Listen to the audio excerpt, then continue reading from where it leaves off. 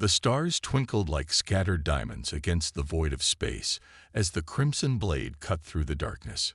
Captain Reed stood at the bridge's main viewport, his weathered hands clasped behind his back. The stolen military-grade scanner in his pocket felt heavy, heavy with the promise of riches beyond imagination. 3 days ago, they had raided a small research vessel. Among the usual treasures, they found something far more valuable. Coordinates to a restricted sector of space, along with sensor readings showing massive resource deposits. Reed had seen many restricted sectors in his 20 years of piracy, but this one was different. The warning buoys used outdated technology, and the quantum barrier surrounding it was unlike anything in modern ship databases. "Captain, we should reconsider this," Tom said from his station at the navigation console. His first mate of 15 years rarely showed fear, but there was clear worry in his voice now. "The crew's been talking. Ships that go into that sector don't come back out." Reed turned away from the viewport, a smile playing across his scared face. "Ships don't come back out because they find something worth staying for," he said. "Look at these readings." He pulled out the scanner, projecting a holographic display that filled the bridge with swirling data. Energy signatures off the charts. Mineral concentrations that would make a mining guild president faint. And the best part, he gestured to the defense readings. Not a single modern weapon signature. Whatever's in there, it's defenseless. Tom frowned at the data. "Those readings don't make sense, Captain. Some of these energy patterns, they don't match anything in our database. And these mineral signatures, they're not just rich, they're impossible. No natural formation could create these combinations." Reed's smile widened. "Exactly. Which means someone put them there. Someone with more wealth than sense, hiding behind outdated warning buoys and primitive barriers." He walked to the main tactical display, bringing up the sector map. "The quantum barrier is a joke. It might have been impressive a century ago, but our phase drives will slip right through it." The bridge crew worked at their stations, but Reed could feel their unease. They had all heard the stories. Tales of ships entering the restricted sector, never to be heard from again. But pirates didn't get rich by listening to ghost stories. "Plot a course," Reed ordered. "Standard insertion vector. Full sensor sweep as we approach." He turned to the weapons station. "Guns hot, shields at maximum. I don't expect trouble, but let's not be stupid about it." Tom input the coordinates, his fingers moving reluctantly across the holographic controls. "Course plotted. We'll reach the barrier in 6 hours." He hesitated, then added, "Captain, there's something else. These coordinates, they're old, really old. The stellar drift calculations go back almost 300 years." Reed raised an eyebrow. 300 years. He studied the sensor readings again. "That's around the time of the Great Collapse. When Earth vanished." He laughed. "Maybe we'll find some lost human colony, still using their primitive technology." The crew didn't share his amusement. The disappearance of Earth during the Great Collapse was no laughing matter. An entire planet, humanity's homeworld, had vanished overnight, along with most of their colonies. The few humans who survived in the galaxy gradually died out or merged with other species. Now they were little more than a historical footnote. The crimson blade moved silently through space, its quantum drives humming with power. The crew went about their duties, but there was a tension in the air. Even the most hardened pirates couldn't shake the feeling that they were heading somewhere they shouldn't. As the hours passed, the quantum barrier became visible on their screens, a shimmering curtain of energy that marked the boundary of restricted space. Behind it, their sensors detected the impossible resource readings, growing stronger by the minute. "Final approach," Tom announced. "Barrier penetration in 5 minutes." Reed took his captain's chair, strapping in for barrier transition. "Remember," he said to his crew, "whatever's on the other side of that barrier has been sitting untouched for 3 centuries. We're about to become the richest pirates in the galaxy." He grinned. "And if we do find some lost human colony, well, they're in for quite a surprise when they see how the galaxy has evolved without them." The crimson blade accelerated toward the barrier, its phase drives powering up to slip through the quantum field. None of the crew noticed that their long-range communications had already gone dark, or that the barrier's energy patterns were shifting in ways that their sensors couldn't quite explain. They were about to learn why this sector was restricted, and it had nothing to do with protecting pirates from what lay within. The transition through the quantum barrier felt wrong. Instead of the usual smooth phase shift, the crimson blade shuddered violently. Warning lights flashed across every console as systems struggled to compensate for unknown forces. Reed gripped his chair, watching as the barrier's shimmer engulfed his ship in a blinding flash of light. When the light faded, nothing worked properly. The quantum drives whined in protest, their power fluctuating wildly. Most of the sensors displayed nonsense readings or simply stopped working altogether. Even the artificial gravity stuttered, making the crew's stomachs lurch. Status report. Reed barked, fighting down his own nausea. What's wrong with our systems? Tom's fingers danced across his failing console. Everything's malfunctioning, Captain. It's like our technology doesn't quite work here. The local space-time doesn't match our calibrations. He looked up, his face pale. We're flying blind. Reed opened his mouth to respond but stopped as he saw what lay ahead through the viewport. The crew fell silent, staring in disbelief at the structures that emerged from the darkness. Space stations floated in the void, dozens of them, but they weren't the sleek quantum crystal constructs used throughout the galaxy. These were built from metal and glass, held together by massive bolts and girders. They looked like something from a history book about humanity's early space age. Are those windows? One of the crew asked in disbelief. Actual glass windows in space. Reed laughed, but it sounded hollow even to his own ears. Primitive construction, just like I said. He tried to sound confident, but something felt off. The stations might look primitive, but they were enormous, far larger than any modern space station he'd ever seen. Captain, Tom called out, his voice tense. I've got some basic sensors working. These stations, they're generating power. A lot of power. But I can't figure out how. There's no quantum core signature, no fusion emissions, nothing we recognize. The crimson blade drifted closer to one of the stations. Up close, they could see details that made even less sense. What looked like crude metal plates were covered in strange patterns that seemed to shift when viewed directly. The glass windows should have been a structural weakness, but something about them seemed wrong, as if the transparency was only surface deep. Their defenses must be just as primitive, Reed said, more to convince himself than his crew. Those metal hulls won't stand up to our quantum cutters. Prepare for docking operations. We'll cut our way in and... Movement, Tom shouted, multiple contacts emerging from behind the stations. The crew watched in stunned silence as massive ships appeared. Like the stations, they seemed to be built from solid metal, their hulls decorated with bold stripes and markings. They were ugly by modern standards, blocky shapes bristling with what looked like primitive projectile weapons and crude thrusters. But they were huge, dwarfing the crimson blade. That's impossible, Reed whispered. Those ships, they'd shake themselves apart at any decent speed. The structural stress alone. But even as he spoke, the primitive ships moved with impossible grace. They accelerated faster than modern ships could manage, changing direction in ways that should have torn them apart. The crude thrusters fired with precision that mocked the pirates' assumptions about their technology level. Captain, Tom's voice shook slightly. I'm picking up a signal. It's using radio waves. Simple electromagnetic transmission. Radio. Reed stared at him. Nobody's used radio in centuries. Put it through anyway.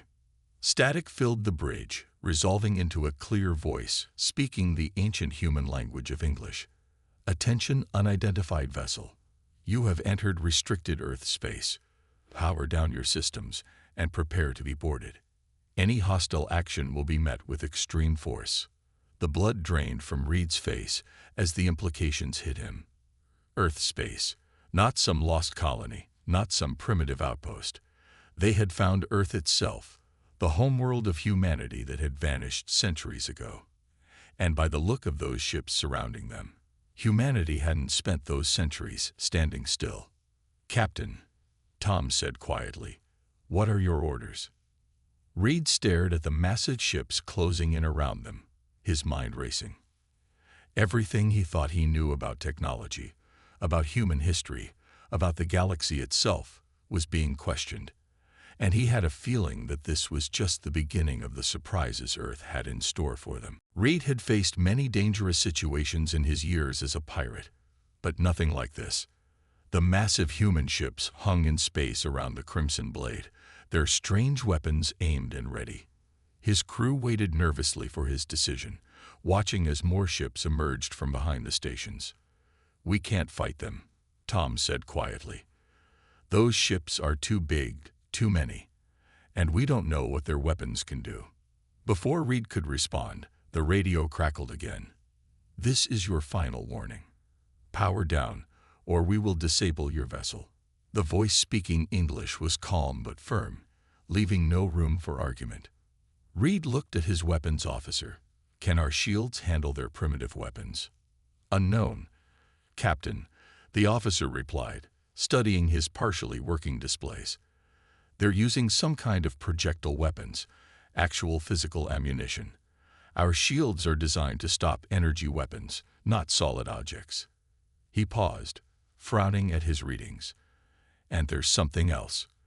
Those projectiles, they're moving faster than they should. Much faster." A warning shot streaked past the Crimson Blade's bow. The crew watched in shock as what looked like a simple metal projectile moved faster than their sensors could track. The shot disappeared into the distance, leaving a strange distortion in space behind it. "That's not possible," Tom whispered. "No physical projectile can move that fast without destroying itself. The physics don't work." "Their physics seem to work just fine," Reed said grimly. He keyed the communication system. "This is Captain Reed of the Crimson Blade. We're powering down. No hostile action intended." The pirates watched helplessly as their ship's systems went dark. 3 of the human vessels moved closer, their massive forms blocking out the stars. Up close, the ships looked even stranger. What had appeared to be simple metal plates seemed to shift and flow, patterns moving across their surface like ripples in water. A docking tube extended from the largest ship, connecting with the Crimson Blade's airlock with a solid thunk. The pirates heard heavy footsteps approaching through the tube. Reed straightened his uniform, preparing to meet their captors. The airlock cycled open. Armed figures in bulky spacesuits entered the bridge, their weapons trained on the crew. The suits looked primitive compared to modern smart fabric designs, but something about them made Reed uneasy. The material seemed to absorb light in impossible ways, and strange patterns shifted across their surface. The leader of the boarding party removed his helmet, revealing a middle-aged man with gray hair and sharp eyes. "I'm Commander Wilson," he said in English. "You're in violation of Earth space restrictions. Care to explain yourselves?" Reed tried to appear confident. "We're simple traders who got lost. The barrier readings confused our navigation." Wilson smiled without humor. "Traders don't carry military-grade weapons or stolen research data. We know you're pirates." He looked around the bridge, studying their technology with what seemed like mild amusement. "Your quantum drives are impressive, but they're not as advanced as you think." Tom couldn't contain his curiosity. "How did you hide Earth all these centuries? Everyone thought humans were extinct after the Great Collapse." "Extinct?" Wilson laughed. "No, we chose isolation. The galaxy was pushing us to develop technology their way. Quantum this, crystal that. We wanted to find our own path." He gestured at his suit. "You see primitive materials and assume primitive technology. That's exactly what we wanted everyone to think." More human soldiers entered the bridge, carrying strange devices. They moved with the confidence of people who knew they were in complete control. Reed noticed that none of them seemed impressed by his ship's technology. If anything, They looked at it like it was a quaint antique. "What happens to us now?" Reed asked. "You'll be detained while we decide what to do with you," Wilson replied.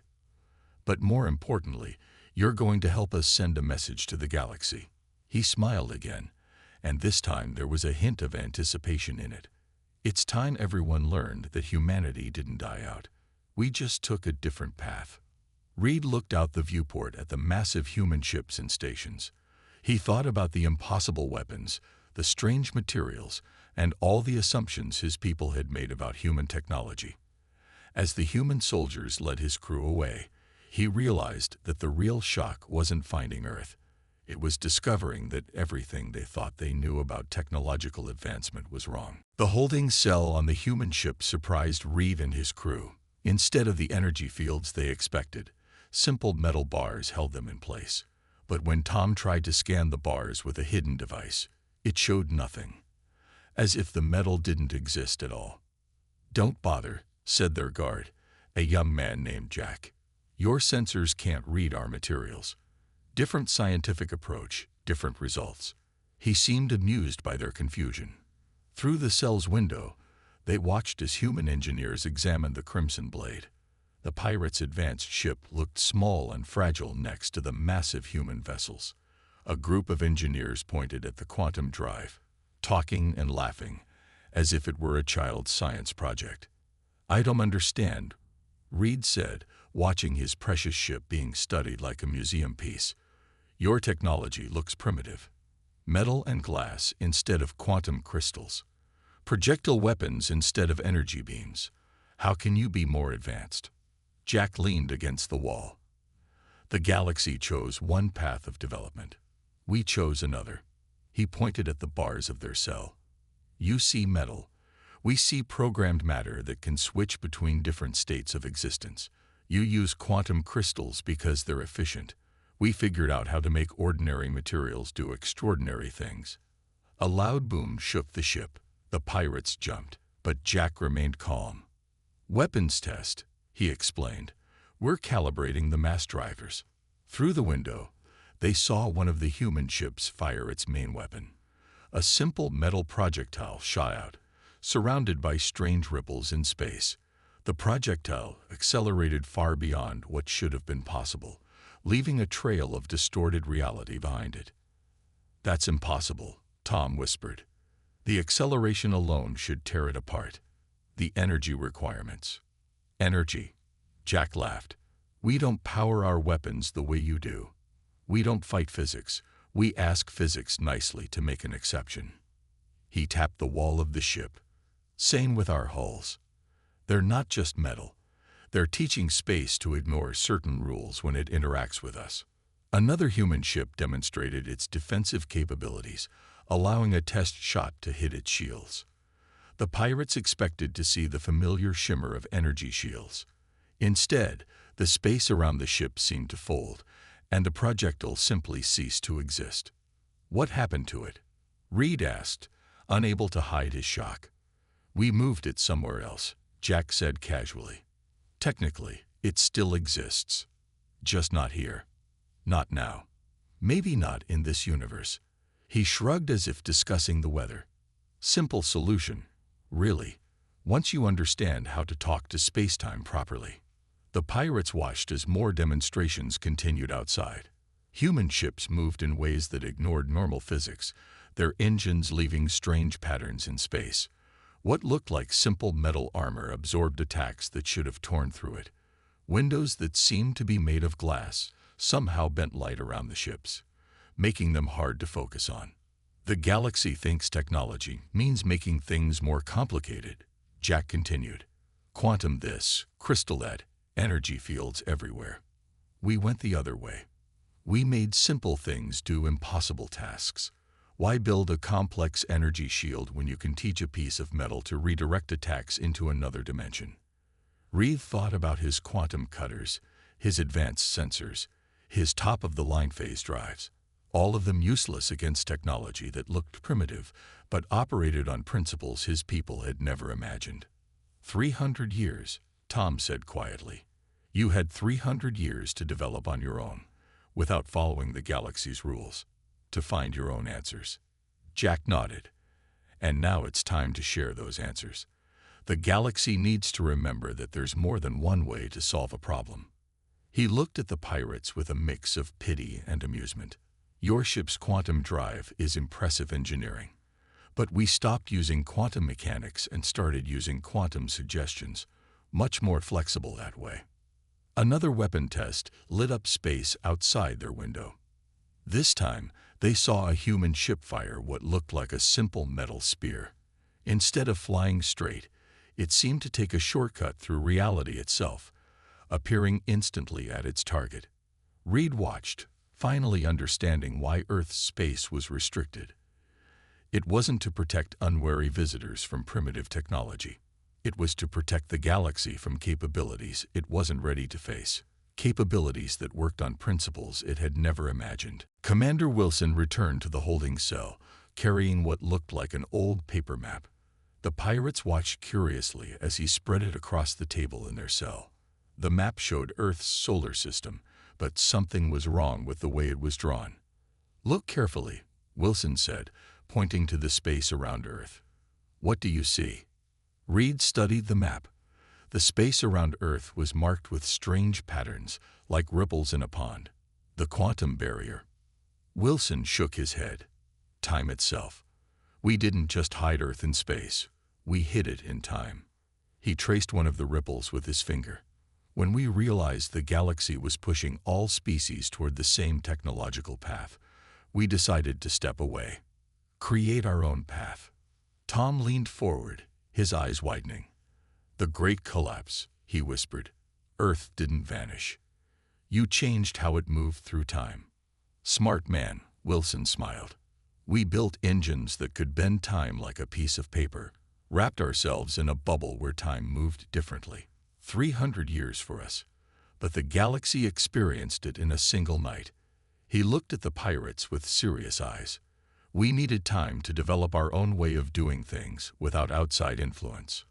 Through the window, they could see Earth itself now, a blue jewel floating in space, but the space around it moved strangely, like water flowing around a rock. Ships passed through it as if they were swimming through liquid reality. "Why show us this?" Reed asked. "Why reveal your secrets to pirates?" Wilson pointed to Reed's pocket, where the stolen scanner still sat. "Because that research vessel you raided wasn't random. We let those coordinates leak. We've been watching the galaxy, and we don't like what we see. Too many species following the same path, using the same solutions, thinking the same way." The room's lights flickered, but not from power failure.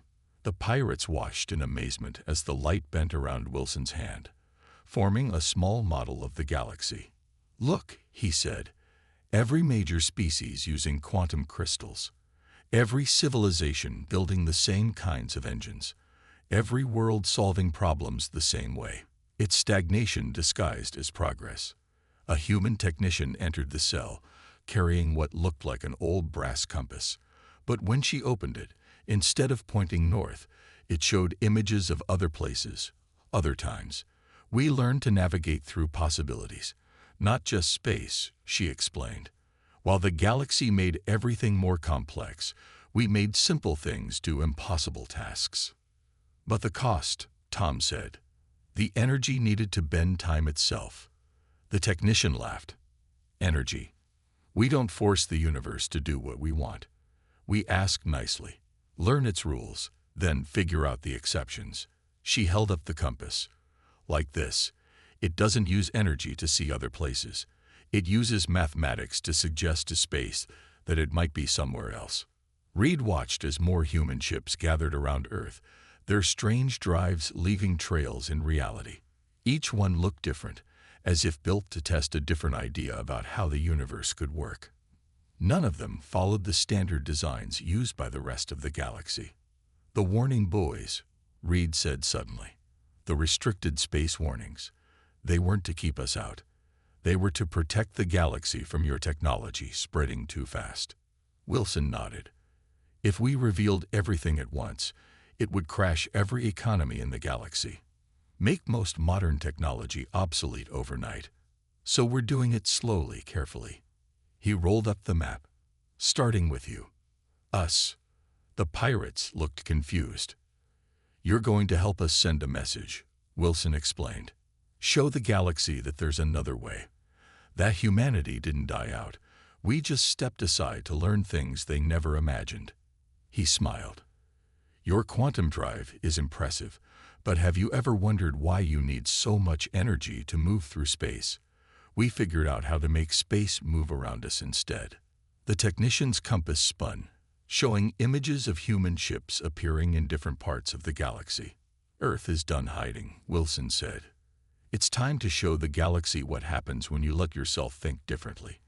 When you stop forcing the universe to obey, and start asking it to cooperate instead. Reed looked at his ship through the window, seeing it now through new eyes. All that technology he'd been so proud of, and humanity had found simpler, more elegant solutions. They hadn't moved backward by refusing to follow the galaxy's path. They'd jumped ahead by finding their own way. Reed had been waiting for this moment. While the humans explained their grand plans, his crew had carefully studied the cell's metal bars. The hidden emergency beacon in his boot would call his backup ships. 3 heavily armed vessels waiting just outside the restricted zone. All he needed was a distraction. Tom gave the signal. In one swift motion, Reed activated the beacon while his weapons officer threw a quantum pulse device at the cell bars. The device should have disrupted any energy field or mechanical lock. The bars didn't even vibrate. Interesting attempt, Jack said, still leaning against the wall. But those bars aren't locked. They're just suggesting to space that nothing can pass through them. Before the humans could react further, 3 new ships burst through the quantum barrier. Reed smiled as he recognized his backup. The latest military-grade warships, stolen from the galaxy's most advanced shipyards. Now we'll see how your primitive technology handles real firepower, Reed said. Wilson didn't look concerned. He spoke quietly into what looked like an old radio handset. Enable the pattern. Let them try. The backup ships opened fire with their quantum beam weapons, releasing enough energy to shatter a small moon. The human ships didn't dodge. The space around them simply bent, and the beams curved away like water flowing around rocks. That's not possible, Tom whispered. Those are targeting quantum beams. They can't miss. They're linked to their targets through quantum entanglement. Quantum entanglement. Jack shrugged. We found some interesting exceptions to those rules. Your beams are trying to hit where we were. We're just choosing to be slightly to the left of now. The pirate ships switched tactics, launching their most advanced weapons. Chronoton torpedoes that could freeze time itself. Phase disruptors that could tear apart the fabric of space. Reality bombs that could erase matter from existence. Nothing worked. The human ships moved in ways that ignored physics. They didn't dodge the weapons. They simply chose not to be where the attacks landed. Their hulls bent light and time around them, making them impossible to target. Some attacks passed right through them, as if the ships weren't even there. You're trying to force reality to do what you want, Wilson explained, watching the battle with almost educational interest. We just have a conversation with it instead. One of the human ships demonstrated this point. It fired what looked like a simple metal ball from an old-fashioned cannon. The ball split reality as it flew, taking the shortcut through dimensions that shouldn't exist. It passed through the lead pirate ship's quantum shields as if they weren't there, then gently tapped the hull. The entire ship vanished. Don't worry, Jack said, noting Reed's horrified expression. We just moved it about 3 meters to the left of normal space-time. It'll drift back in a few hours. Crew perfectly safe. Very confused, but safe. The remaining pirate ships tried to escape, their quantum drives powering up to maximum. But the space around them had other ideas. Their engines were working perfectly, but they weren't getting anywhere. Like runners on a treadmill, they moved without moving. We asked space to make a small loop there, Wilson explained. They can run at full speed, won't change where they are. Reed watched helplessly as his backup ships were systematically disabled. Not destroyed. The humans didn't seem interested in causing damage. Instead, each ship was gently nudged out of normal spacetime, their advanced technology rendered useless by principles they couldn't understand. Your ships rely on forcing quantum particles to do what you want, Wilson said. We learned to make suggestions to the fabric of reality itself. Your quantum drives are impressive, but we developed engines that don't move ships through space. They move space around ships. The battle, if it could even be called that, ended in minutes. The human ships hadn't fired a single energy weapon. They hadn't deployed any shields or complex defenses. They had simply used simple tools in ways that broke every rule the pirates thought they understood. Space is like a dance partner, Jack said, watching the last pirate ship spin uselessly in its pocket of looped spacetime. You can try to force it to move where you want, or you can learn its rhythms and ask for the next step. Guess which approach works better? Reed slumped in his cell, watching his backup ships float harmlessly in their temporal bubbles. All that advanced technology, all those unstoppable weapons, and humanity had rendered them useless with what looked like simple metal and glass. They hadn't beaten the pirates' technology. They'd simply stepped around it, like adults humoring children playing with toys. 2 days after the failed escape attempt, Reed and his crew stood in a vast room aboard humanity's flagship. The chamber's walls seemed to be made of ordinary glass, but they showed views of different parts of the galaxy, shifting and changing like living paintings. Admiral Jones, the commander of Earth's defense fleet, walked into the room. Your ships have been repaired, the admiral said, and your crews are unharmed. But before you leave, you need to understand your part in what happens next. The room's view changed to show the galaxy's major trading hubs and political centers. Reed noticed something strange about the images. They weren't coming from cameras or sensors. Somehow, the glass walls were showing the actual locations, as if the room existed in multiple places at once. The galaxy has a problem, Jones continued. Everyone solving things the same way. Everyone using the same technology. Everyone thinking inside the same box. He picked up what looked like an ordinary metal cup from a table. Look at this. The galaxy would make it from quantum crystal, power it with fusion energy. Add smart sensors. He tipped the cup over. The water fell up, formed a sphere in the air, then split into tiny drops that danced around the room. We made it from ordinary metal, but taught it to have an interesting conversation with gravity. Simple materials, impossible results. Tom watched the water drops moving in perfect patterns. Why show us all this? Why not just punish us for entering restricted space? Jones smiled. Because you're going to help us wake up the galaxy. He waved his hand, and the water drops formed a map of major trade routes. Humanity is done hiding, but we can't just reveal everything at once. It would cause chaos. Through the walls, they watched scenes from across the galaxy. Ships using quantum drives, stations built from crystal, weapons powered by exotic energy, all of them following the same technological path. So we're starting small, Jones explained. You're pirates. You talk to people who talk to people. You visit places. You hear things.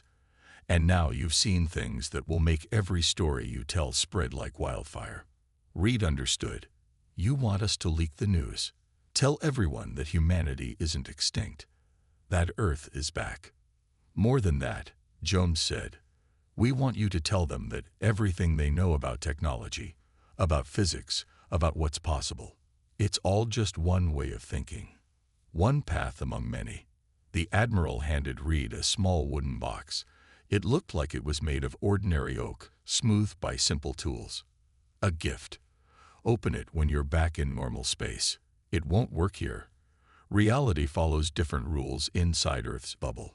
Through the glass walls, Reed saw his ships floating nearby, fully repaired. The crews were being released, each one carrying similar wooden boxes. Every pirate who had seen Earth's power would now carry proof of humanity's return. What happens next? Tom asked. Change, Jones said simply. The galaxy needs to remember how to think differently, how to solve problems in new ways, how to ask the universe for cooperation instead of trying to force it. He gestured, and the room's view shifted to show Earth itself, beautiful and blue. We stepped away to learn these lessons. Now we're ready to teach. Reed looked at the wooden box in his hands. And if some people don't want to learn, they don't have to, Jones smiled. We're not going to force anyone to change. We're just going to show them what's possible when you think differently. The same way this room is showing you many places at once, humanity will show the galaxy many paths forward. The pirates were led back to their ships. As they walked through the corridors of the human station, they saw more examples of impossible things being done with simple materials. Metal that wasn't quite solid, glass that showed other times, simple machines that broke complex laws of physics. Remember, Jones said as they prepared to leave, you're not just carrying news that humanity survived. You're carrying proof that everything the galaxy thinks it knows about progress, about technology, about what's possible, it's all just one choice among many. Earth didn't fall behind by choosing isolation. We stepped away to leap ahead. Reed took one last look at the human ships as his crew prepared to depart. They looked so simple on the outside, just metal and glass and ordinary materials. But now he knew that simplicity hid principles that would change the galaxy forever. Humanity hadn't just survived. They had found a completely different way to advance. The pirates left Earth's restricted space carrying humanity's message. The future didn't have to look like everyone thought it should. Sometimes the best way forward was to step back, think differently, and find your own path through the stars.